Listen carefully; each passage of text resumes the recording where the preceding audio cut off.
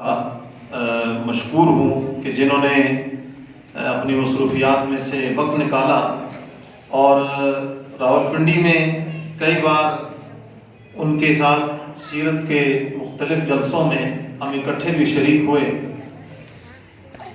میں ان کا شکریہ ادا کرتا ہوں کہ انہوں نے ہماری دعوت کو قبول کیا اور راولپنڈی کینٹ کی بارونق اور مصروف ترین مسجد اور جگہ سے یہاں اس بیابان میں تشریف لائے۔ میں انہیں دعوت خطاب دوں گا۔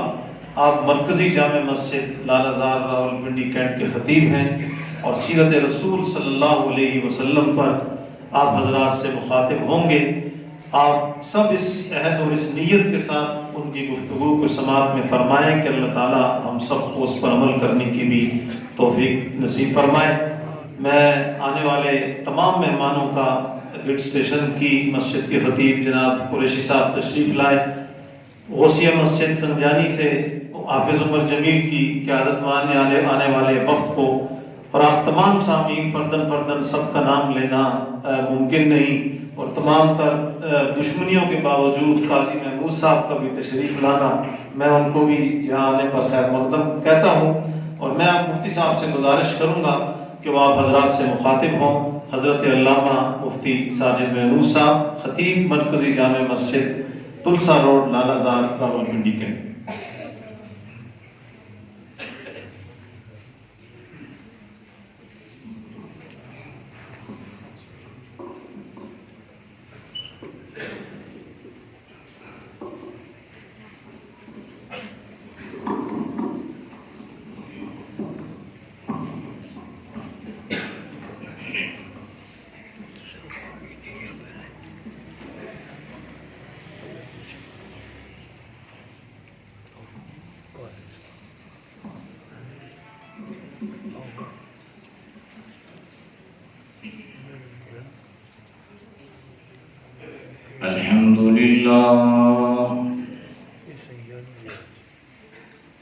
الحمد لله نحمده ونستعينه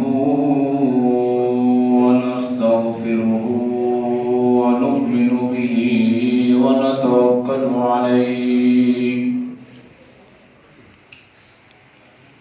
ونعوذ بالله من شرور أنفسنا ومن سيئات أعمالنا،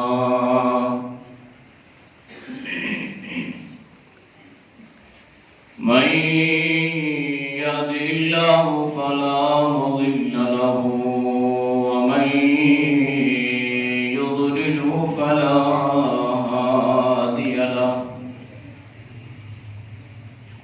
ونشهد أن لا إله إلا الله وحده لا شريك له، ونشهد أن سيدنا ومولانا محمدا عبده ورسوله،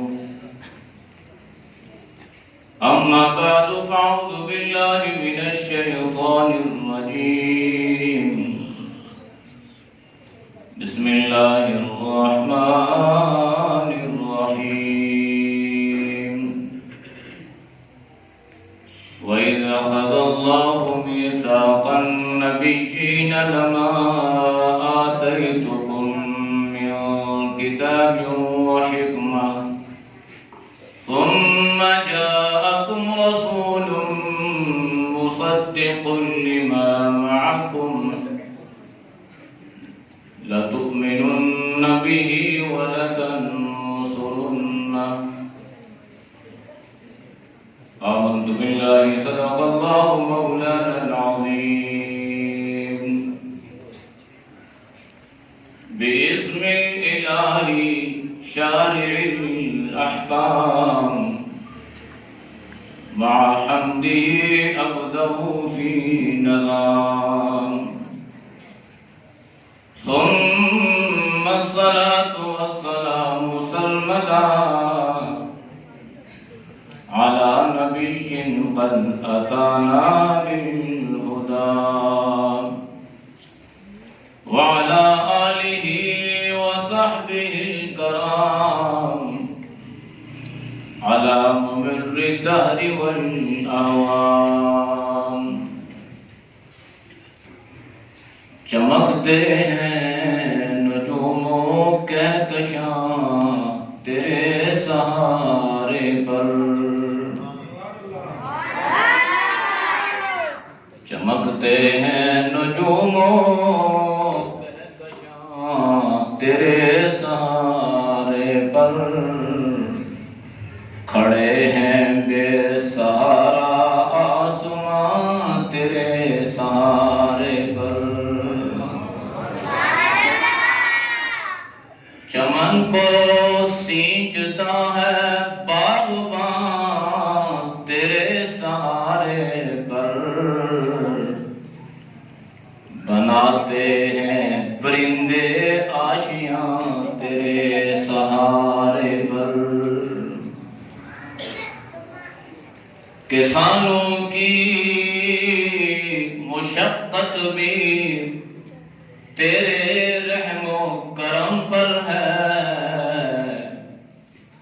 کھڑی ہیں لہلاتی کھیتیاں تیرے سہارے پر. ان کے دربار اقدس میں جو بھی غم زدہ آ گیا تشنا کام آ گیا. غم غلط ہو گئے معصیت دھل گئی مغفرت عافیت کا پیام آ گیا. خدا کے لاڈلے تھے کلیم بھی خلیل بھی محبوب بھی. پر فرق یہ ہے کلیم اور محبوب میں وہ کلام لینے گے طور پر اور ان کے در خود خدا کا کلام آ گیا.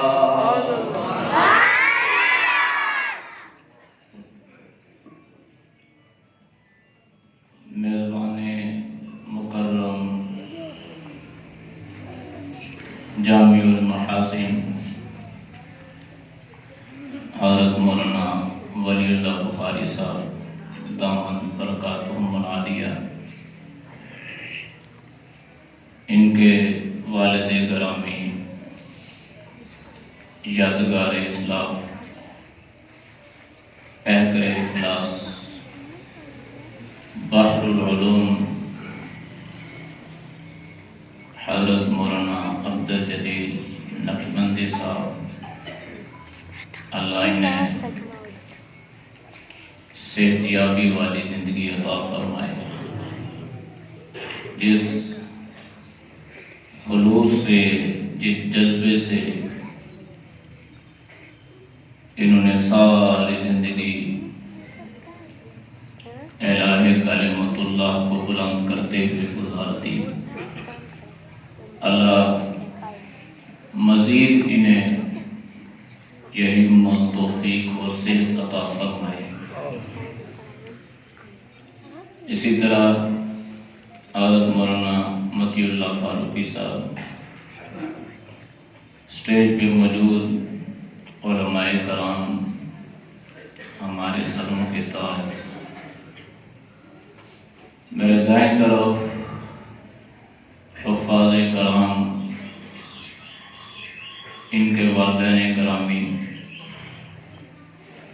اور میرے محترم دوستوں بھائیوں بزرگوں، میں اپنے دوست محترم حضرت مولانا ولی اللہ بخاری صاحب کا بے حد مشکور ہوں کہ انہوں نے مجھے ایک بہترین عنوان اور بہترین لوگوں سے اور بہترین جگہ بات کرنے کا موقع عطا فرمایا. وہ میرا شکریہ ادا کر رہے تھے۔ سچ تو یہ ہے کہ میں ان کا بے حد مشکور اور ممنون ہوں کہ آپ لوگوں سے مجھے انہوں نے مخاطب ہونے کا شرف بخشا۔ جگہ بھی مقدس اور عنوان بھی مقدس اور سامعین یہ بھی پاکیزہ مقدس لوگ، تو یہ ساری اعلیٰ بہترین چیزیں مجھے حضرت ہی کی دعوت سے میسر آئی ہیں، لہذا میں ان کا بہت ممنون مشکور ہوں۔ وقت کی نزاکت کو سمجھتے ہوئے کچھ باتیں عمل اور ثواب کی نیت سے گوشے گزار کروں گا۔ مجھے امید ہے کہ انشاءاللہ آپ کو بات سمجھ بھی آئے گی اور سمجھ آنے کے بعد انشاءاللہ عمل کی کوشش بھی کریں گے، انشاءاللہ کہتے ہیں۔ آپ لگتا ہے ناراض بیٹھی ہیں، آپ کے چہروں سے کچھ خفگی یا ناراضگی کے آثار ظاہر ہو رہے ہیں۔ یہ خفگی اور ناراضگی یہ یہاں نہیں چلے گی، یہاں خوشی سے چہروں پر مسکراہٹ اور خوش دلی سے انشاءاللہ آپ بات سماعت فرمائیں گے، سمجھ بھی آئے گے انشاءاللہ، اور جب بات سمجھ میں آئے تو انشاءاللہ اللہ اس پر عمل کی توفیق بھی عطا فرمائے گا۔ سب سے پہلے تو میں یہ جو حفاظ کرام بیٹھے ہیں، ان کے والدین بیٹھے ہیں، آپ حضرات ہم سارے ان کا دیدار کر رہے ہیں۔ ایک مجلس، ایک محفل، ایک تقریب یہاں ہے، ہم دیکھ رہے ہیں، یہ ہمارے منظور نظر ہیں، علماء تشریف فرما ہیں۔ سنجانی جامعہ عثمانیہ میں یہ اجتماع ہے۔ اسی منظر کو ذرا آپ دوسرے الفاظ سے تعبیر کریں اور اس منظر کو آپ تصورات اور تخیلات میں لے کے آئیں کہ ایک منظر وہ بھی ہوگا کہ جب ان کے گلے میں ہار ڈالنے والا میں یا آپ نہیں ہوں گے، ان کی دستار بندی کرنے والے میں یا آپ نہیں ہوں گے، ولی اللہ بخاری صاحب نہیں ہوں گے، جامعہ عثمانیہ کے مدرسین نہیں ہوں گے۔ اس منظر کو، اس تصور کو آپ اپنے تخیلات میں لے کے آئیں اور سوچئے گا وہ کیسا خوبصورت سما ہوگا، وہ کیسے خوبصورت لمحات ہوں گے کہ جب ان بچوں کی دستار بندی کرنے والا رب کائنات خود ہوگا۔ کون ہوگا؟ رب کائنات میرا اور آپ کا خالق ہوگا، اور وہ کیسا خوبصورت پیارا منظر ہوگا جب حفاظ تو حفاظ رہتے ہیں، ان کا مقام اور مرتبہ تو اپنی جگہ، ان کے رتبے، ان کی شان تو اپنی جگہ، کہ اللہ کی وہ عدالت اولین اور آخرین کے سامنے رب کائنات ان حفاظ کرام کے والدین کو بلائیں گے اور ارشاد فرمایا جائے گا کہ ان کو تاج پہنا دیا جائے، ان کو ایسا خوبصورت لباس پہنا دیا جائے کہ جس لباس کی قیمت دنیا و ما فیہا سے زیادہ ہوگی۔ وہ کون ہوگا؟ اللہ ہے۔ تو ایک منظر وہ بھی ہے، آج دنیا میں ہمارے سامنے بیٹھے ہیں، کل اللہ کے سامنے ہوں گے، رب کائنات انہیں بلائے گا، حافظ صاحب ادھر آئیے۔ یہ حافظ صاحب اللہ کے سامنے آتے ہیں اور اللہ ان سے فرمائے گا کہ یہ جو جنت ہے، اس جنت کے درجات ہیں، اے میرے بندے تو دنیا میں مصیبتیں جھیلتا رہا، مصائب کو برداشت کرتا رہا، لوگوں کے تانے سنتا رہا اور مختلف القابات دنیا میں تجھے لوگ دیتے رہے، کہتے رہے، آجا میں ان لوگوں کے سامنے آج تیرے مقام اور مرتبے کو واضح کر دینا چاہتا ہوں اور انہیں بتا دینا چاہتا ہوں، میں رب جلیل جو کہتا ہوں وہ کرتا ہوں۔ میں نے کوئی ایسی نہیں کہی تھی کہ میں کہہ کے اس سے انکار کر بیٹھا ہوں، لہذا میرے نبی نے تمہیں دنیا میں یہ خوشخبری سنائی تھی، یہ پیغام بتایا تھا، یہ اعلان کیا تھا کہ حافظ قرآن کے درجات کو اللہ اس انداز سے بلند فرمائے گا کہ ان معصوم بچوں کو اللہ اپنی بارگاہ میں بلائے گا، یہ بچے آتے جائیں گے اور رب کائنات ان سے فرماتا چلا جائے گا، اے میرے بندے، اے حافظ قرآن، قرآن کریم کو پڑھتا جا اور جنت کے درجات چڑھتا جا۔ جتنی قرآن کریم کی آیات ہیں، جہاں پہ قرآن کی آیت ختم ہوگی وہ تیرا آخری درجہ ہوگا۔ پھر دوسری طرف والدین سے اللہ فرمائے گا کہ یہ آپ کی اولاد ہے، بخشش کا ذریعہ ہے، مغفرت کا ذریعہ ہے، درجات کی بلندی کا ذریعہ ہے، عزت کا ذریعہ ہے، اس لیے کہ اللہ کے نبی نے فرمایا تھا میری امت کے بہترین لوگ، میری امت کے وی آئی پی لوگ وہ نہیں ہیں جو بڑی بڑی گاڑیوں میں پھرتے ہیں، جو بڑی بڑی لینڈ کروزروں میں پھرتے ہیں، جن کے پاس بڑی بڑی جاگیریں ہیں، جو بڑے سرمایہ دار ہیں اور جو بڑے مالدار ہیں، جو بڑے بڑے پلازوں کے مالک ہیں، بلکہ میرے اور آپ کے محبوب پیغمبر نے ہمیں یہ بتلایا اور یہ خوشخبری سنائی اور ارشاد فرمایا کہ میری امت کے وی آئی پی لوگ اگر تم نے دنیا میں دیکھنے ہو تو یہ حفاظ کرام بیٹھے ہیں، ان کا دیدار کر دو۔ اللہ کے نبی صلی اللہ علیہ وسلم نے فرمایا کہ میری امت کے وی آئی پی لوگ یہ لوگ ہیں۔ بات آئی سمجھ نہیں آئی؟ سمجھ آئی بات؟ میری امت کے وی آئی پی لوگ کون ہیں؟ حافظ، ڈھیلے نہیں بولے نا، حافظ قرآن۔ یہ حافظ بخشش کا ذریعہ بھی ہے، مغفرت کا ذریعہ بھی ہے، درجات کی بلندی کا ذریعہ بھی ہے، اور ہم میں سے ہر کوئی یہ چاہتا ہے کہ اللہ مجھ سے راضی بھی ہو جائے، میں بخشا بھی جاؤں، میرا درجات بلند بھی ہو جائے، میں جنت میں بھی چلا جاؤں، لیکن اس کے لیے ہم صحیح نہیں کرتے، اس کے لیے کوشش نہیں کرتے۔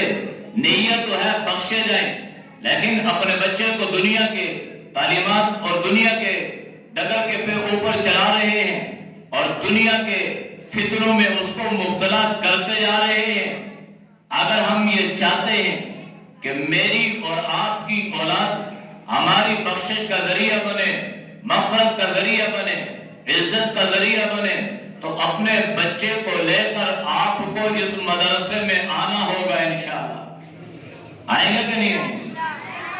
آپ چاہتے ہیں یا نہیں چاہتے؟ چاہتے ہیں؟ کیا چاہتے ہیں؟ کہ ہمارا بچہ حافظ بن جائے؟ کون کون چاہتا ہے؟ سارے چاہتے ہیں؟ اچھا جی، آپ چاہتے ہیں کہ آپ کا ایمان اور یقین ہے کہ روزی کون دے رہا ہے؟ اللہ دے رہا ہے، سب کا یقین ہے۔ اللہ نے کیا فرمایا کہ روزی تو دیتا میں ہوں لیکن کوشش کس نے کرنی ہے؟ آپ نے کوشش کرنی ہے نا. آپ کی نیت ارادہ تو ہے نا. تو یہ نیت اور ارادے کی تکمیل کیسے ہوگی؟ گھر میں بیٹھ جائیں گے، نیت ارادہ پورا ہو جائے گا، صحیح کریں گے، کوشش کریں گے، محنت کریں گے، ذہن سازی کریں گے کہ میں نے آج کے بعد اپنے بچے کو حافظ قرآن بنانا ہے، اور کل یوں اللہ کا دیدار ہوگا، اور یوں اللہ کا تخت سجایا جائے گا، اور یوں حفاظ قرآن کے بارے میں اعلانات ہوں گے، اور یوں اللہ ان کے درجات کو بلند فرمائے گا، اور یوں میرے بارے میں اعلان ہوگا. تو میں کتنا خوش نصیب ہوں گا کہ میں کم از کم اگر خود حافظ نہیں بن سکا تو کم از کم میں اپنے حافظ کا، عالم کا، قاری کا، مفتی کا باپ تو بن جاؤں نا. ایسا ہی ہے نا.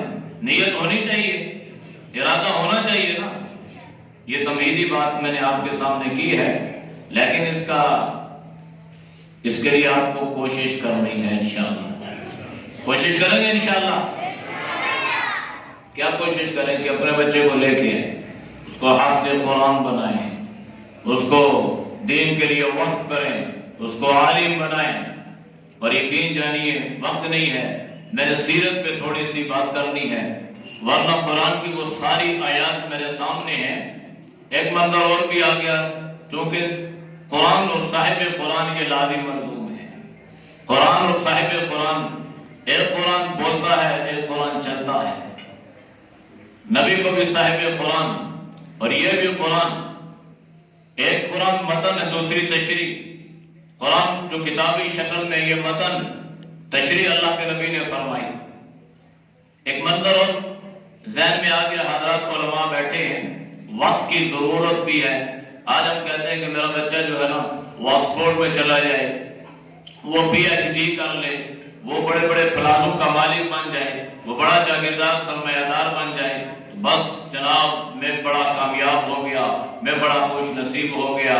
اگرچہ آپ کے بچے کو یہ بھی نہ پتا ہو کہ میرا باپ مر جائے گا اور میں باپ کے جنازے پہ کھڑا ہو کے اس کے لیے کیا پڑھوں گا. یہ المیہ ہے ہمارے اندر. دینی اعتبار سے ہم دنیاوی اعتبار سے ترقی کر رہے ہیں، لیکن دینی اعتبار سے بہت پسماندہ ہے ہمارے اندر. آپ کو ماشاءاللہ بہت اچھے لوگ ہیں، اللہ نے آپ کو یہاں پہ لایا ہے، آپ اچھے لوگ ہیں، اللہ نے آپ کو چنا ہے، اللہ نے آپ کا انتخاب فرمایا ہے. ورنہ میں عام معاشرے کی بات کر رہا ہوں، کس طرف جا رہے ہیں. تو باتیں سمیٹتے ہوئے ایک بات ذہن میں آئی اسی حوالے سے. ایک منظر اور اللہ نے قرآن میں بیان کیا، اس منظر کو آپ نے اپنے تصورات میں لانا ہے. دنیا میں اگر دیکھیں، آپ کا بیٹا کھڑا ہو یہاں کوئی مجمع میں، اس چھوٹے سے مجمع میں، تو آخرت کے اعتبار سے تو کچھ نہیں ہے، وہ صحیح وہ اولین اور آخرین کا مجمع جو ہوگا کتنا بڑا ہوگا. یہاں اگر کوئی بیٹا کھڑا ہو اور اپنے باپ سے یہ کہہ دے کہ میں آپ کی عزت نہیں کرتا، میں آپ کی بات نہیں مانتا، میں آپ کا احترام نہیں کرتا، آپ نے جو کرنا ہے کرو، تو لوگ کیا کہیں گے؟ بڑا بد تہذیب ہے، بڑا گستاخ ہے، بڑا بے ادب ہے. باپ اس کو کیا کرے گا؟ ڈانٹے گا اپنے طور پہ جو اس کے لیے سزا. ایسا ہی ہے نا. اب بالکل بھی آئی نہیں ایسا منظر، اللہ نے قرآن میں ذکر فرمایا. ایک منظر یہ ہے، ایک وہاں ہوگا جب اللہ انہیں بلائے گا، آ جاؤ بھائی آگے. ادھر اولاد کھڑی ہے، ادھر ماں باپ کھڑے ہیں، سردار کھڑے ہیں، برادری کے بڑے لوگ کھڑے ہیں، کنبے قبیلے کے لوگ کھڑے ہیں. اب یہ جو اولاد کھڑی ہے نا، یہ اللہ کی عدالت میں ایک الزام دے گی اپنے ماں باپ کو، اور جو کچھ ماں باپ کے بارے میں کہے گی اللہ نے اس کا ذکر قرآن میں فرما دیا ہے. ربنا انا اطعنا سادتنا وکبراءنا فاضلونا السبیل.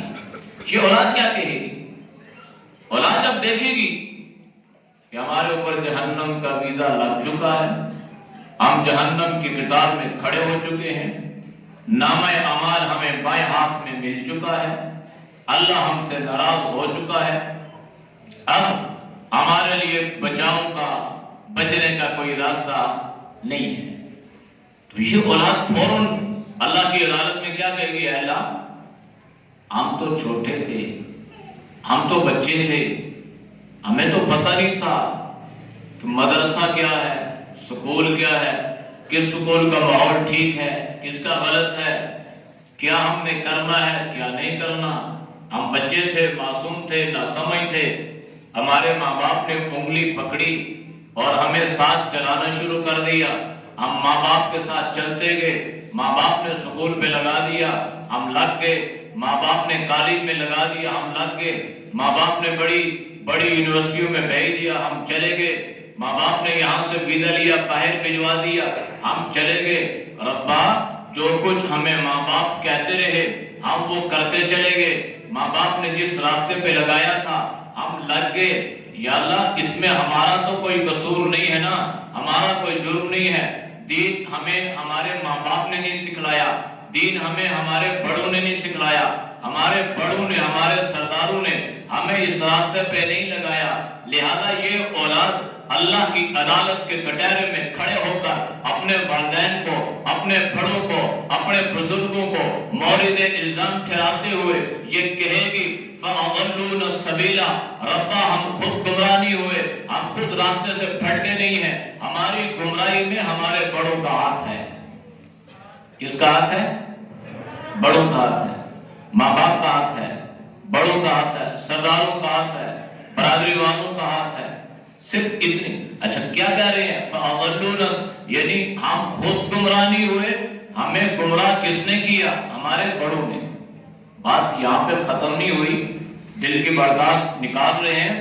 قرآن یہ کہتا ہے اللہ کی عدالت کے کٹہرے میں کھڑے ہو کر ربنا آتہم ضعفین من العذاب ولعنہم لعنا کبیرا، اور اللہ کی بارگاہ میں عرض کریں گے اے ہمارے رب، اے ہمارے اللہ، ہم یہ چاہتے ہیں ضعفین من العذاب، تو ہمارے بڑوں کو، ہمارے سرداروں کو، ہمارے بزرگوں کو، ہمارے ماں باپ کو دگنا عذاب دے، اس لیے کہ انہوں نے ہمیں گمراہ کیا، ہم عذاب سے بچ جائیں، ہمارے حصے کا عذاب بھی ہمارے ماں باپ کو دے اور ان کے حصے کا عذاب بھی انہیں دے۔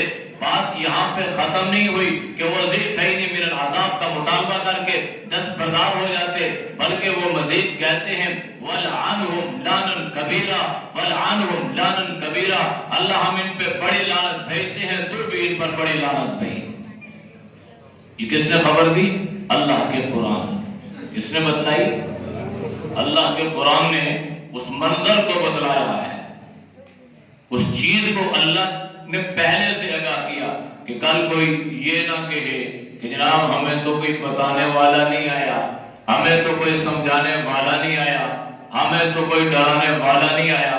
لہذا اگر آپ یہ چاہتے ہیں کہ ہماری اولادیں اللہ کی عدالت کے کٹہرے میں کھڑے ہو کر ہمیں الزام نہ دیں اور ہمیں مجرم نہ بنائیں اور ہمارے اوپر لعنت نہ کریں اور ہمارے لیے دگنا عذاب کا مطالبہ نہ کریں، تو پھر اس کے لیے ضروری ہے کہ آپ اپنی اولاد کو دین کے راستے پہ لے کے آئیں۔ دنیا میں تعلیم سے منع نہیں کرتے، ہم یہ نہیں کہتے اپنے بچوں کو آپ جو ہے وہ اسکول، کالج، یونیورسٹی نہیں، ہم کہتے ہیں کریں، لیکن بنیاد دین ہے۔ جب آپ کی اولاد کی تربیت درست ہوگی تو اگر وہ کہیں پہ چلا جائے گا تو کوئی فکر کی بات نہیں ہے، تو یہ بچہ دنیا میں بھی انشاءاللہ آپ کی عزت کا ذریعہ بنے گا اور آخرت میں بھی انشاءاللہ یہ بچہ آپ کی درجات کی بلندی کا ذریعہ بنے گا۔ اس کے لیے انشاءاللہ کوشش کرنی ہے، آپ باپ نے کوشش کریں گے بچہ حافظ بن جائے تو اس کو عالم بنائیں، عالم بن جائے تو اس کو آگے مفتی بنائیں، اور اس کے بعد اس کو جتنا ممکن ہو جہاں تک اس کو لے کے جا سکتے ہیں لے کے جائیں انشاءاللہ۔ دیکھیں نا مولانا جلیل صاحب تشریف فرما ہے، بزرگ اس بیماری کی حالت میں بھی، تو کتنا بہترین منظر ہے کہ آپ کے عالم بچے آپ کے دائیں بائیں تشریف فرما ہے، تو دنیا میں عزت کا ذریعہ ہے یا نہیں ہے نا؟ تو کل آخرت میں بھی انشاءاللہ یہ عزت کا ذریعہ ہوں گے۔ تو ہم بھی یہ چاہتے ہیں کہ ہمارے ساتھ بھی یہی معاملہ ہو، تو چاہنے سے نہیں ہوگا، نیت بھی کریں، ارادہ بھی کریں، اور اس پر انشاءاللہ محنت بھی۔ یہ اس لیے یہ تھوڑی دبی دبی یہاں کر رہے ہیں کیونکہ گھر میں ماحول تھوڑا سا جی جی جی فرما رہے ہیں کھانے کا انتظام بھی ہے، پریشان نہ ہوں، اور گھر والے آپ کو کچھ نہیں کہیں گے انشاءاللہ۔ جو وزیر اس کو داخلہ کہتے ہیں نا، تو وزیر داخلہ آپ کی اس نیت پہ انشاءاللہ آپ کو کچھ نہیں کہے گی، آپ ذہن تو بنائیں گے انشاءاللہ۔ آج ہم ان کو الزام تو دیتے ہیں لیکن قصور ہمارا اپنا ہے کہ ہم تربیت نہیں کرتے۔ آپ دین کی بات سنتے ہیں، ان کو جاتے سناتا ہی نہیں ہے۔ آپ کہیں میں بچے کو حافظ بناؤں گا، وہ کہے گی نہیں میں نے فلاں اسکول میں داخل کروایا ہوا ہے، یہ انگلش میڈیم میں پڑھ رہا ہے، یہ فلاں سبجیکٹ پڑھ رہا ہے، اس نے یہ پڑھنا ہے، تو کدھر لے کے جا رہا ہے؟ تیرا بچہ حافظ بن جائے گا تو کیا کھائے گا کیا پیے گا؟ فوراً دوسری بات پہ آ جاتے ہیں۔ کھانے پینے کا وعدہ کس نے لیا ہے؟ بولتے نہیں ہیں۔ وَمَنْ أَعْرَضَ عَنْ ذِكْرِي فَإِنَّ لَهُ مَعِيشَةً ضَنْكًا۔ اللہ کے ذکر سے اعراض کرو گے، اللہ تمہاری معیشت کو تنگ کر دے گا، اللہ تمہیں تباہ و برباد کر دے گا۔ اس لیے اللہ نے فرمایا کہ اس ذکر سے اعراض نہیں کرنا۔ چونکہ مجلس ایسی تھی تو بات اس طرف آ گئی، اللہ کے نبی صلی اللہ علیہ وسلم کی ولادت ماہ ربیع الاول میں ہوئی۔ یاد رکھیں، علماء مورخین نے لکھا ہے کہ اس مہینے میں ربیع الاول میں آپ کی ولادت بھی ہے، آپ کی رحلت بھی ہے، آپ کی رسالت بھی ہے، اور اسی ربیع الاول میں خلافت بھی ہے۔ کیا چیز؟ چار چیزیں۔ ربیع الاول میں آپ کی ولادت با سعادت بھی ہے، ربیع الاول میں آپ کا دنیا سے چلے جانا بھی ہے، ربیع الاول میں آپ کی نبوت و رسالت بھی ہے، اور جب آپ دنیا سے چلے جاتے ہیں تو ربیع الاول میں ہی اللہ خلافت کا تاج، خلافت کا سہرا ابو بکر کو عطا فرماتا ہے۔ تو اللہ کے نبی اس دنیا میں آئے، اس پہ کسی کا کوئی اختلاف نہیں ہے۔ کوئی ہے؟ کوئی اختلاف؟ آپ آئے۔ عمومی دنیا کا مزاج ہے کہ جب کوئی بچہ دنیا میں آتا ہے تو اس کے آنے کے بعد اس بچے کا ذکر ہے، اس بچے کے تبصرے ہیں، اس کے تذکرے ہیں، اس بچے کے چرچے ہیں۔ لیکن کائنات میں ایسا بچہ بھی ہم نے دیکھا کہ وہ بچہ ابھی دنیا میں آیا نہیں ہے، اس کے تذکرے پہلے سے موجود ہیں۔ وہ بچہ ابھی دنیا میں آیا نہیں ہے، تذکرے پہلے ہیں، تبصرے پہلے ہیں، اس کے چرچے، وہ بچہ ابھی دنیا میں آیا نہیں ہے۔ کہاں سے اس بات کو شروع کریں؟ آدم کی التجاؤں میں، نوح کی آرزوؤں میں، ابراہیم کی دعاؤں میں، موسیٰ علیہ السلام کی التجاؤں میں، حضرت عیسیٰ علی نبینا کی بشارتوں میں اگر ذکر ہے، اگر تبصرہ ہے، تو وہ میرے اور آپ کے محبوب پیغمبر حضرت محمد مصطفیٰ صلی اللہ علیہ وسلم بات کو سمیٹتے ہوئے، علماء کی موجودگی میں پڑھے لکھے لوگوں کا مجمع ہے، مختصر سا ایک تاریخ کی کتابوں میں ایک واقعہ لکھا ہے۔ قرآن میں ذکر کیا وَإِن كَانُوا مِن قَبْلُ يَسْتَفْتِحُونَ عَلَى الَّذِينَ كَفَرُوا، کہ آپ کے آنے سے پہلے لوگ آپ کا ذکر کرتے تھے، آپ کے تبصرے کرتے تھے، سارا کچھ تھا۔ تاریخ میں، سیرت کی کتابوں میں دلچسپ قسم کا واقعہ لکھا ہے شاہ یمن کا۔ شاہ یمن جو تھا، اسد بن حرب یا حرب اس کا نام تھا، اور اس کا لقب جو تھا وہ شاہ طبہ بھی تھا۔ ایک مرتبہ سوچنے بیٹھ گیا اس کے دل میں یہ فطور پیدا ہوا کہ آخر اس ساری دنیا کی جو سلطنت ہے، حکومت ہے، میں اس کا سربراہ بن جاؤں، میں ساری دنیا کا فاتح بن جاؤں، میں ساری دنیا کا گویا، ساری دنیا کا مطلق حکمران بن جاؤں۔ تو اس نے اس بات کو عملی جامہ پہنانے کے لیے اس نے دنیا کو فتح کرنے کا ارادہ کر لیا، بڑے بڑے لشکر تیار کیے، اور ان لشکروں کو اس نے شمال میں، مشرق، جنوب، شمال، مشرق، مغرب، ہر طرف اس نے اپنی فوجیں روانہ کر دی۔ چنانچہ یہ خود یمن سے علاقے فتح کرتا کرتا یہ مدینہ پہنچا۔ اس کا پہلا نام یثرب تھا، یثرب پہنچا، یہاں پہنچا، یثرب کو فتح کیا، اور فتح کرنے کے بعد اس نے یہاں کے اقتدار، اس کی بھاگ دوڑ اپنے بیٹے کے حوالے کر دی۔ بیٹا اس کا یہاں کا حکمران بن گیا، اور خود یہ واپس یمن چلا گیا۔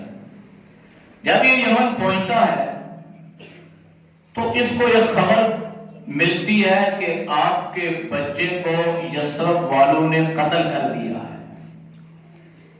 جب یہ گیا تو یثرب والے، مدینہ والے جمع ہوئے، اکٹھے ہوئے، اور انہوں نے آپس میں اتفاق اور اتحاد کر کے یہ سوچا کہ یہ یمن کا بادشاہ، اور یوں آ کہ اس نے ہمارے اوپر سربراہی اختیار کر لی اور ہمیں اس نے غلام بنا لیا، لہذا یہ غلامی ہمیں پسند نہیں ہے، یہ ملے، اور مل کے اس کو قتل کر دیا گیا۔ اور خبر پہنچتی ہے اپنے باپ کو، تیرا بیٹا تو لوگوں نے قتل کر دیا۔ جب اس نے یہ خبر سنی تو غصے سے رابیہ ہو گئی، اور انتقام کی آگ بھڑک اٹھی، اور اس نے یہ عزم اور ارادہ کر لیا، مدینے کے لوگوں کو تباہ و برباد کروں گا، مکمل خون کی ہولی کھیلنے کی اس نے ٹھان لی، اور اس کے لیے فوج اسلحے سمیت اس نے تیار کی، نکلنے لگا۔ علماء یہود نصارہ اس کے سامنے آ کے کھڑے ہو گئے۔ علماء یہود و نصارہ اس سے پوچھتے ہیں، اے شاہ یمن، اے شاہ طبہ، تیری نیت اور ارادہ کیا ہے؟ تو کیا چاہتا ہے؟ آنکھوں میں خون بھڑک اٹھا، غصے سے انتقام لینے کے لیے کہنے لگا، یثرب والوں نے میرے بیٹے کو قتل کیا ہے، اور میں انتقام اور بدلہ لینے کے لیے جا رہا ہوں، اور وہاں جا کے ان کو قتل کروں گا، اور ان کے گھروں کو مسمار کروں گا، اور ان کی کھیتوں کو اور فصلوں کو تباہ و برباد کروں گا۔ علماء یہود نے کہا، ٹھیک ہے، جو کرنا ہے کر لینا، لیکن ایک بات تو سنو، ایک بات تو سن لو، مرضی تیری ہے، کرنا جو تمہاری مرضی میں ہے وہی کرو، لیکن بات تو سن لو۔ کہا، سناؤ کیا کہنا چاہتے ہو؟ اس نے کہا، شاہ یمن، یہ ہمارے پاس تورات ہے، یہ صحیفے ہیں، یہ انجیل ہے، ان کتابوں میں لکھا ہے کہ نبی جو آخر میں آئے گا، جو آئے گا تو آخر میں، لیکن وہ نبی ایسا نبی ہوگا جس کی نبوت عالمگیر ہوگی، ساری کائنات کے لیے اللہ اس کو نبوت عطا کر کے بھیجیں گے۔ وہ نبی مکہ میں پیدا ہوگا، اس کے باپ کا نام عبداللہ ہوگا، ماں کا نام آمنہ ہوگا، اس کا نام محمد ہوگا، اس کا لقب احمد ہوگا، اور اس نبی کا دار الہجرت یثرب یعنی مدینہ ہوگا۔ اے شاہ طبہ، اے شاہ یمن، ہم تمہیں خبردار کرنا چاہتے ہیں، بتانا چاہتے ہیں کہ وہ نبی جس کا دار الہجرت مدینہ ہوگا وہ اس نبی کا دارالہجرت ہوگا. اس نبی کے علاوہ کائنات میں کوئی ایسا نہ پہلے پیدا ہوا نہ بعد میں پیدا ہوگا جو اس دارالہجرت کو، اس یثرب کو، اس مدینہ کو فتح کر سکے. لہذا ہم تمہیں بتانا چاہتے ہیں تیرا بیٹا تو دنیا سے چلا گیا، وہ تو قتل ہو گیا. اگر تو اپنی خیر چاہتا ہے، اپنی سلامتی چاہتا ہے، اپنی زندگی چاہتا ہے تو ہم تجھے مدینہ جانے سے روکتے ہیں، منع کرتے ہیں. تو خود تباہ و برباد ہو جائے گا، تو مٹا جائے گا، لیکن تم مدینے والوں کا کچھ بگاڑ نہیں سکتا. لہذا تمہیں جانے سے روکتے ہیں. جب بادشاہ یہ بات سنتا ہے تو ان کے سامنے وہ کھڑا ہو جاتا ہے اور علماء یہود سے اور نصارہ سے کہتا ہے حقیقت میں یہی بات ہے، تم مجھے یہ بات بتاؤ کہ یہ باتیں سچی ہیں. یہ کہنے لگے ہاں یہ ہماری کتابوں میں لکھا ہے، یہ حوالے جات موجود ہیں، یہ ساری کی ساری باتیں سچی ہیں. وہ شاہد طبع جو نبی کی آمد سے 750 سال پہلے کی بات ہے، وہاں پہ یمن میں کھڑے ہو کے یہ اعلان کرتا ہے اے لوگوں، اے علماء یہود و نصارہ، جو باتیں تم نے مجھ سے کہی ہیں اگر یہ باتیں سچی ہیں تو پھر سن لو. جو نبی آخر میں آئے گا، جو نبی بعد میں آئے گا، جس کا چرچا تورات میں موجود ہے، جس کا ذکر انجیل میں موجود ہے، تبصرے بھی ہیں، تذکرے بھی ہیں، چرچے بھی ہیں، تو میں تمہیں گواہ بنا کر یہ اعلان کرتا ہوں کہ میں اس نبی پر ایمان لا چکا ہوں. میں اس نبی پر ایمان لا چکا ہوں. اب نبی کریم صلی اللہ علیہ وسلم ابھی آئے نہیں ہیں. بات کب کی ہے؟ 750 سال پہلے کی ہے. ذکر تورات میں، انجیل میں، صحیفوں میں موجود ہے. بات یہاں تک ختم نہیں ہوئی. اس نے ارادہ کر لیا، اپنے گناہوں سے توبہ کر لی اور کہنے لگا اگر میں موجود ہوا، وہ نبی میری موجودگی میں آ گئے تو پھر سن لو، میں ان پر ایمان لاؤں گا. چچا ذات بھائی کی حیثیت سے میں ان کی مدد اور نصرت کروں گا. اب کچھ عرصہ کے بعد اس کے دل میں خیال آیا کہ میں تو پتہ نہیں کب اس دنیا سے رخصت ہو جاؤں، چلا جاؤں. زندگی اور موت کا مالک اور مختار تو اللہ ہے. لہذا یہ مدینہ طیبہ میں آتا ہے اور مدینہ میں آ کے ایک گھر تعمیر کرتا ہے اور اس میں ایک وصیت نامہ لڑکا کے اپنے ورثاء کو، رشتہ داروں کو، اپنی اولاد کو یہ وصیت کرتا ہے کہ یہ وصیت نامہ، یہ تحریر نامہ تمہارے پاس اس گھر میں موجود رہے گا اور یہ نسل در نسل چلتا رہے گا. اس تحریر نامے میں یہ شاہد طبع، یہ یمن کا بادشاہ لکھتا ہے کہ جو آخر میں نبی آئے گا، مدینہ جس کا دارالہجرت ہوگا وہ کب آئے گا مجھے علم نہیں ہے، لیکن اس نبی کے لیے گھر میں آج بنا کے جا رہا ہوں. ان کا گھر پہلے سے تعمیر جس نے کروایا، اللہ کے نبی کو، کونین کے نبی کو، میرے اور آپ کے نبی کو اللہ نے نبوت کا تاج عطا کر دیا. آپ دنیا میں آتے ہیں، آپ 40 سال کا عرصہ آپ مکہ میں گزار دیتے ہیں، پھر اللہ آپ کو نبوت عطا کرتا ہے، پھر آپ کا مکی دور شروع ہوتا ہے. آپ مکی دور گزار کے اللہ آپ کو ہجرت کا حکم دیتا ہے. آپ ہجرت کر کے مکہ سے آپ مدینہ میں پہنچتے ہیں. مدینہ والے استقبال کے لیے امت آتے ہیں. ہر ایک کی یہ خواہش ہوتی ہے کہ اللہ کے نبی میرے گھر میں تشریف لائیں. اللہ کے نبی نے اعلان فرما دیا میں کسی کا دل توڑنے کے لیے نہیں آیا، میں ساری امت کے دلوں کو جوڑنے کے لیے آیا ہوں. اللہ نے مجھے رفیق بنا کر بھیجا ہے، اللہ نے مجھے رؤوف بنا کر بھیجا ہے، اللہ نے مجھے رحیم بنا کر بھیجا ہے. میں امت کا توڑنے والا نہیں ہوں، میں امت کا جوڑنے والا ہوں. اگر میں اپنی مرضی سے فلاں کے گھر میں چلا گیا تو فلاں ناراض ہو جائے گا، فلاں کے گھر میں چلا گیا تو فلاں یہ کہے گا کہ آپ تو فلاں کے گھر میں چلے گئے، فلاں امیر تھا، فلاں آپ کا قریبی تھا، فلاں تمہیں قبیلے والا تھا، ہم غریب تھے اس لیے آپ نے ہمارے گھر میں آنا پسند نہیں فرمایا. اللہ کے نبی نے اعلان فرما دیا کہ او لوگوں، میں اپنی مرضی سے آیا نہیں ہوں، نہ دنیا میں اپنی مرضی سے آیا، نہ نبوت مجھے اپنی مرضی سے ملی. نبوت بھی اللہ کی مرضی سے ملی ہے اور ہجرت اپنی مرضی سے کر کے نہیں آیا، ہجرت بھی اللہ نے عطا کی ہے. اور اپنی مرضی سے آج کسی کے گھر میں نہیں جاؤں گا، جہاں اللہ کی مرضی ہوگی وہاں ہی جاؤں گا. لوگوں بات سن لو، راستہ ہٹا دو، لوگوں آگے سے ہٹ جاؤ. راستہ لوگوں نے خالی کر دیا. آپ نے اعلان فرما دیا میری اونٹنی کی مہار کو چھوڑ دو، اس کو پکڑ پڑھنے کی ضرورت نہیں ہے، میں اونٹنی پہ سوار ہوتا ہوں، میری اونٹنی جہاں جا کے بیٹھ جائے گی میرا ٹھکانہ وہی ہوگا، میرا گھرانہ وہی ہوگا، میرے رہنے کی جگہ وہی ہوگی۔ تاریخ دانوں نے لکھا ہے، مورخین نے لکھا ہے، سیرت کی کتابوں میں جہاں بجا یہ باتیں موجود ہیں، علماء کی موجودگی میں ذمہ داری سے یہ بات کہنا چاہتا ہوں کہ تاریخ دانوں نے یہ بات لکھی ہے، اللہ کے نبی اونٹنی پہ سوار ہوئے، ہر کوئی رشک کی نگاہوں سے دیکھ رہا ہے اور دل میں یہ تمنا رکھتا ہے کاش یہ اونٹنی میرے گھر میں آ کے بیٹھ جائے، کاش یہ اونٹنی میرے گھر میں آ کے بیٹھ جائے۔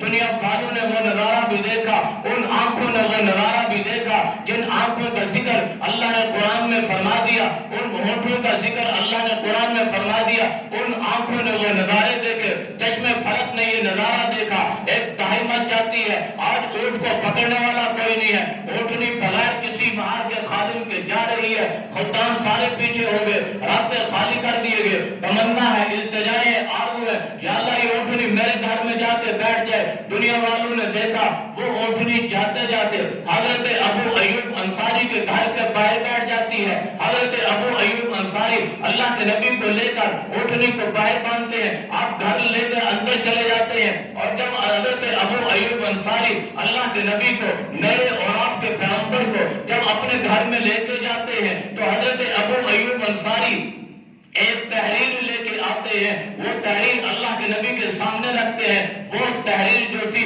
اسی شاہ یمن کی تھی، اسی شاہ طبہ کی تھی، جس میں یہ تحریر تھا کہ اگر میں آپ کی موجودگی میں جو نبی آخر الزمان ہوگا، آخر میں آئے گا، تمام نبیوں کا سردار ہوگا، مکہ اس کی ولادت کی جگہ ہوگی، مدینہ دار الہجرت ہوگا، باپ کا نام عبداللہ ہوگا، ماں کا نام آمنہ ہوگا، اور وہ نبی جب ہجرت کر کے آئے گا وہ اس گھر میں قیام پذیر ہوگا۔ آج اس نبی اس گھر میں قیام پذیر بھی ہو جاتا ہے، تحریر سامنے آتی ہے، اللہ کے نبی کی آنکھوں میں آنسو آ جاتے ہیں، اور آپ اللہ کو گواہ بنا کے کہتے ہیں کہ اے اللہ جس آدمی نے یہ تحریر لکھی تھی وہ تحریر 750 بار بھی اللہ نے مجھے عطا فرما دی ہے۔ بات کب کی ہے؟ 750 سال پہلے۔ اللہ کے نبی ابھی آئے نہیں ہیں، آپ کا ذکر پہلے سے ہے، آپ کے تبصرے پہلے سے ہیں، آپ کے ذکر پہلے سے ہے۔ تو میں نے یہ بات بیان کرنی ہے، بالکل آخری بات آپ سے عرض کرنا چاہتا ہوں۔ ہم آپ کی ولادت پہ خوشیاں بھی مناتے ہیں، آپ جلسے بھی کرتے ہیں، آپ جلوس بھی نکالتے ہیں، آپ چراغاں بھی کرتے ہیں، جو مرضی ہے کریں، یہ آپ کی اپنی مرضی ہے۔ لیکن علماء کی موجودگی میں کہنا چاہتا ہوں اس نبی نے 23 سال اللہ کا قرآن اترا، 23 سال آپ کا دور نبوت ہے۔ میں آپ سے یہ پوچھنا چاہتا ہوں یہ 23 سال کی جو اللہ کے نبی کی محنت تھی، یہ محنت اس لیے تھی کہ اسلام جو ہے یہ دنیا میں ترقی کرے، الہ کلمت اللہ کی بالا دستی ہو، نظام مصطفیٰ کی بالا دستی ہو۔ تو میں آپ سے یہ سوال کرتا ہوں کہ سمجھانے کے مسلمانوں ذرا رات کو جا کے اپنے گریبانوں میں جھانکنا اور یہ عرض کرنا اور اپنے ضمیر سے یہ سوال کرنا اور پوچھنا کہ اے ضمیر مجھے تم بتاؤ تو صحیح کہ اللہ کے نبی نے جس کے لیے محنت کی تھی، اللہ کے نبی جو نظام لے کے آئے تھے، اللہ کے نبی جو قرآن لے کے آئے تھے، جس کے لیے اللہ کے نبی کو دنیا میں مختلف اذیتوں سے صعوبتوں سے گزرنا پڑا، کیا وہ نظام آج میری زندگی میں ہے؟ کیا اس نظام کے لیے میں محنت کر رہا ہوں؟ کیا وہ نظام میری اور آپ کی زندگیوں میں ہے؟ کیا وہ دین میری غمی میں ہے جو دین اللہ کے نبی لے کے آئے؟ کیا وہ دین میری خوشی میں ہے جو دین اللہ کے نبی لے کے آئے؟ کیا وہ دین ہمارے حکومت، ہمارے نظام سلطنت میں ہے، ہمارے ملکوں میں ہے، ہمارے علاقوں میں ہے؟ کیا وہ دین ساری دنیا میں ہے جس کو اللہ کے نبی لے کے آئے اور جس کے لیے اللہ کے نبی آگے بڑھتے چلے گئے، امت کو ایک نظام دیا؟ اور اسی مہینے میں یہ نظام دے کر حضرت ابوبکر صدیق رضی اللہ تعالی عنہ کی خلافت کا صحرا آپ نے ان کے حوالے کیا، آپ اس دنیا سے رخصت ہو جاتے ہیں۔ کیا وہ نظام آج ہمارے پاس موجود ہے؟ لیکن کیا ہم اس کے لیے محنت کرتے ہیں یا نہیں کرتے؟ کیا کوئی کوشش کرتا ہے؟ تقریریں آپ ہماری سنتے ہیں، نمازیں آپ ہمارے پیچھے پڑھتے ہیں، بیانات ہمارے آپ سنتے ہیں، لیکن اگر ہم آپ سے یہ کہیں کہ مولانا عبدالجلیل صاحب ولی اللہ بخاری صاحب جو ہیں ایک مستند عالم ہیں، جید عالم ہیں، اور یہ عوام علاقہ کے لیے کچھ کرنا چاہتے ہیں اور ایک ترتیب سے جو جمہوری راستہ ہے اس راستے سے پارلیمنٹ میں آ کے اپنا کردار ادا کرنا چاہتے ہیں، تو آپ کیا کہتے ہیں؟ اور مولوی مسجدات ہی چنگے لگتے رہتی کہتے نہیں کہتے؟ کیوں نہیں؟ مولوی کا کام مسجد میں، بس آپ نے یہ سبق کس سے سیکھا بھائی؟ مولوی مسجد میں رہے گا تو نظام خلافت، نظام رسالت دنیا میں قائم ہوگا۔ جو اس ترتیب کی بات کر رہا ہوں، چلو باہر کی بات نہیں کرتا، اپنے ملک پاکستان کی بات کرتا ہوں۔ میں آپ سے سوال کرتا ہوں، پوچھتا ہوں کہ ذرا غور تو کرو نا کہ جب بات یہاں آتی ہے اس نظام کے لیے تو پھر آپ ہمارا ساتھ نہیں دیتے۔ آپ علماء صلحاء کا دینداروں کو آپ کہتے ہیں یہ ٹھیک ہے، بس ایک تو اٹھے ہی چنگے اساں اپنی مرضی نہ جو چاہوں تھا۔ ایسے بات نہیں بنے گی، یہ عشق آپ کا مکمل نہیں ہوگا۔ اس نظام کو لے کر آنا ہے انشاءاللہ، لے کے آنا چاہیے، نہیں لے کے آنا چاہیے۔ اس نظام سے بہترین نظام دنیا میں ہے؟ نظام مصطفیٰ سے بہترین نظام ہے؟ خلافت راشدہ سے بہترین نظام کہیں پر ہے؟ اگر نہیں ہے تو ہم یہ چاہتے ہیں کہ وہ نظام آئے۔ چاہتے ہیں کہ نہیں چاہتے؟ آنا چاہیے نا، کیسے آئے گا؟ اس کے لیے علماء کا ساتھ دیں گے نا انشاءاللہ۔ وقت پہ، وقت جب ضرورت پڑی تو آپ یہ نیت اور ارادہ کریں گے انشاءاللہ اس نظام مصطفیٰ کو لے کر آئیں گے انشاءاللہ۔ تو نظام مصطفیٰ کون لے کے آئے گا؟ جو نظام مصطفیٰ کو سمجھتا ہوگا، جو اللہ کے نبی سے محبت کرتا ہوگا، وہی لے کے آئے گا۔ آخری حدیث ذہن میں آ گئی، اللہ کے نبی نے ارشاد فرمایا کل امتی یدخلون جنت الا من ابا، میری امت کا ہر آدمی جنت میں جائے گا مگر جس نے جنت میں جانے سے انکار کر دیا۔ میری امت کا ہر آدمی جنت میں جائے گا مگر جس نے جنت میں جانے سے انکار کر دیا۔ فقیل للنبی صلی اللہ علیہ وسلم میا، اے اللہ کے نبی وہ کون بدبخت ہوگا، شقی ہوگا، بے وقوف اور احمق ہوگا؟ اللہ فرمائے جنت میں جاؤ، اور وہ کہ میں نہیں جاتا، بے وقوف ہے۔ صحابہ نے حیرانگی سے پوچھا کہ اللہ کے نبی کون ہوگا؟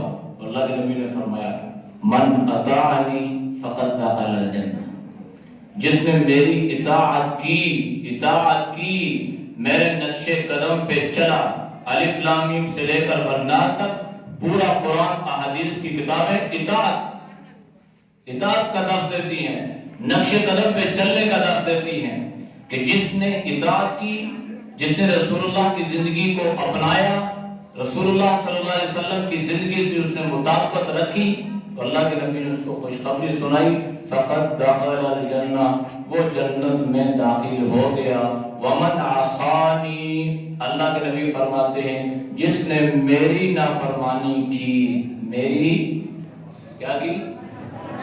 کس کی نافرمانی کی؟ رسول اللہ کی، جن سے آج ہم نے بڑی محبت اور عشق کے بڑے دعوے کیے ہیں۔ اللہ کے نبی نے فرمایا جس نے میری نافرمانی کی فقط ابا، بے شک اس نے جنت میں جانے سے انکار کیا۔